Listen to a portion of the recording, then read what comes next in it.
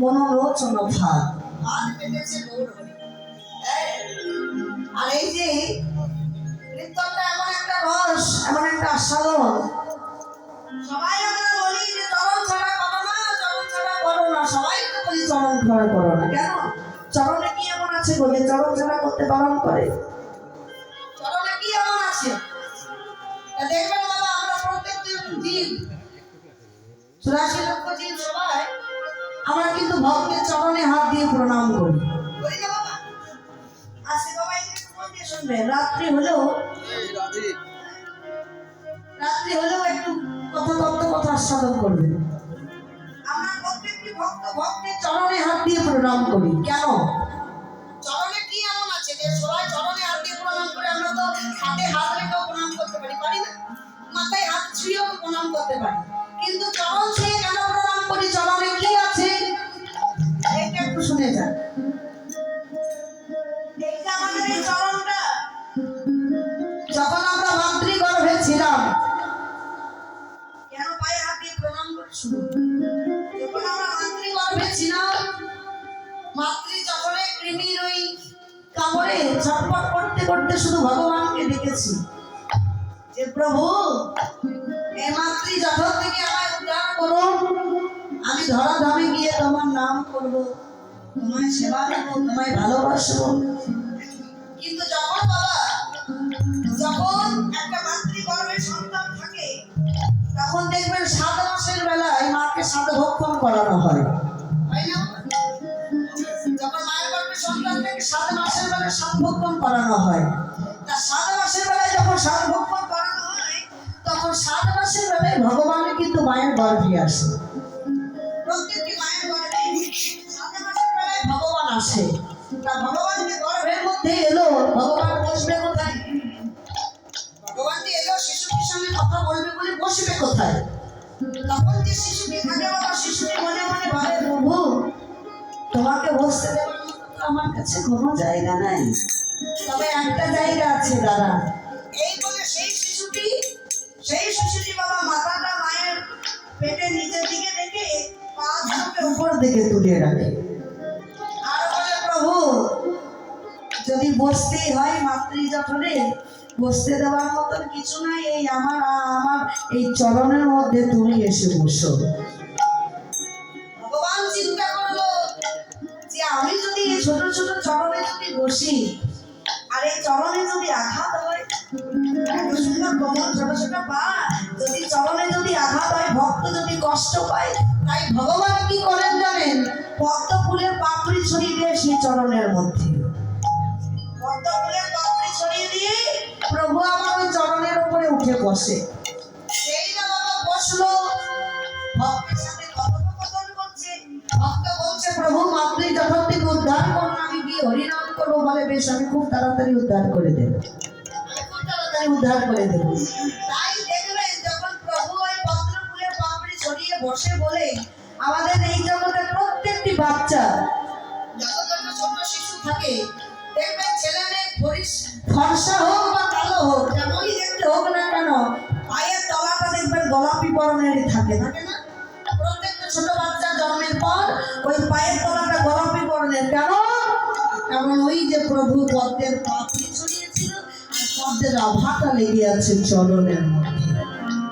তাই প্রভু চরণে এসে বলে, বসে বলে প্রভুর চরণ, প্রভুর রঙের সভা রয়েছে সেই চরণে।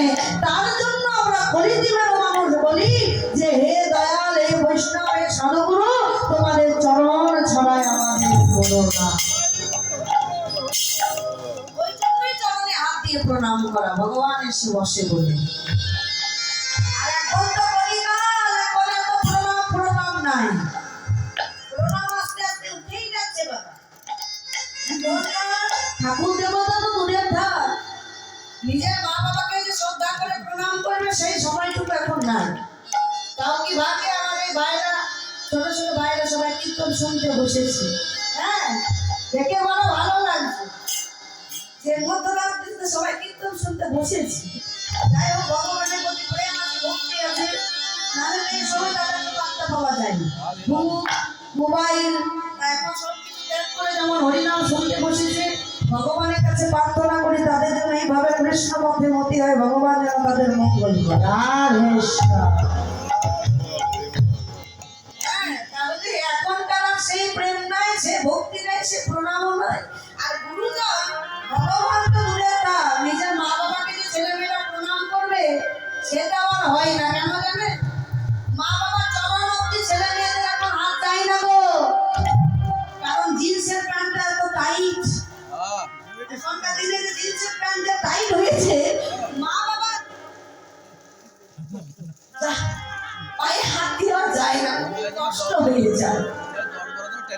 এবারে ওইটা বাদ দিন, মা বাবার চরণে প্রণাম বাদ দিলে এখনকার কলিযুগের ছেলে মেয়েরা রাস্তায় পেরিয়ে যাচ্ছে, দেখছে একটা রাধা গোবিন্দের মন্দির, তা প্রণামে যে কত রকম স্টাইল বেরিয়েছে বা কত রকম ভাব। এখনকার কেমন প্রণাম উঠেছে জানেন? ডিজিটাল প্রণাম। সময় নাই তো, এত দাঁড়ায় ভক্তি করা কি দরকার? এইভাবে হলো। আবার আরো কত রকম এইভাবে যদি তাও সময় পাচ্ছে না, দূরের থেকে দেখছে একটা গোপাল মন্দির, সঙ্গে সঙ্গে ব্যস্ত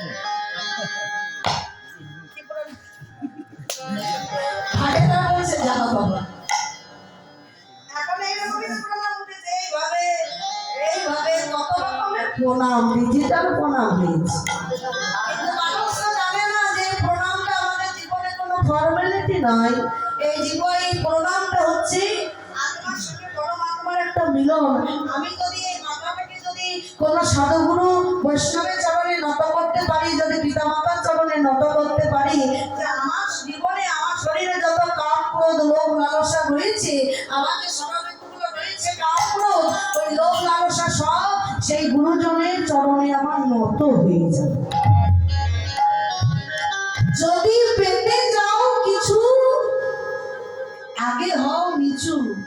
নিচু হও আগে, তবেই পাবে। না নিচু হলে কিছু পাবেন না, আগে ছোট হতে হবে, ছোট থেকে বড়।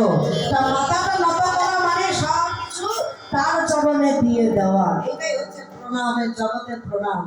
তাই আজকে গৌরাঙ্গ মহাপ্রভু এই শিক্ষা দান দেওয়ার জন্য বলছে, অখিল জীবের মনোলোচন ভাত পেতে বসে আছে।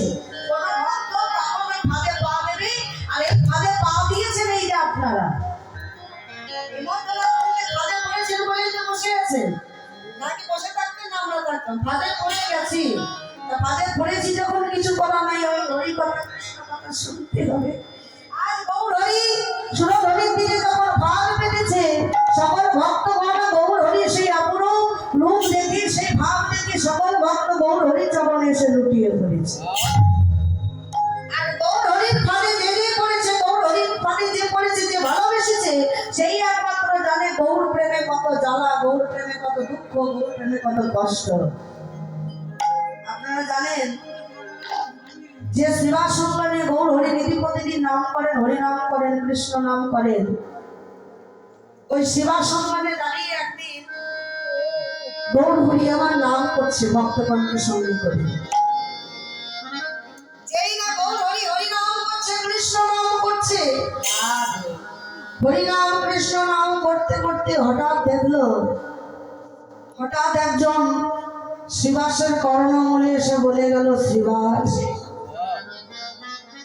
শ্রীবাস তাড়াতাড়ি তুমি পাশের ঘরে চলো, তোমার বড় বিপদ হয়ে গেছে। কি বিপদ হয়েছে? কি বিপদ হয়েছে গো? শ্রীবাস তোমার জীবনে অনেক বড় একটা বিপদ ঘটেছে। তোমার একমাত্র পুত্র, তোমার একমাত্র পুত্রের মৃত্যু হয়েছে।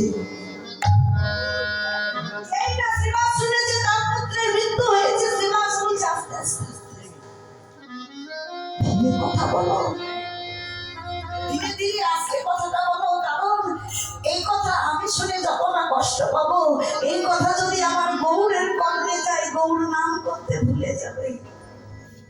গৌর আমার নাম করবে না, আমার কাছে ছুটে আসবে, আসবে বলো গৌরকে নামে বাধা দিয়ে ওনার নাম করো।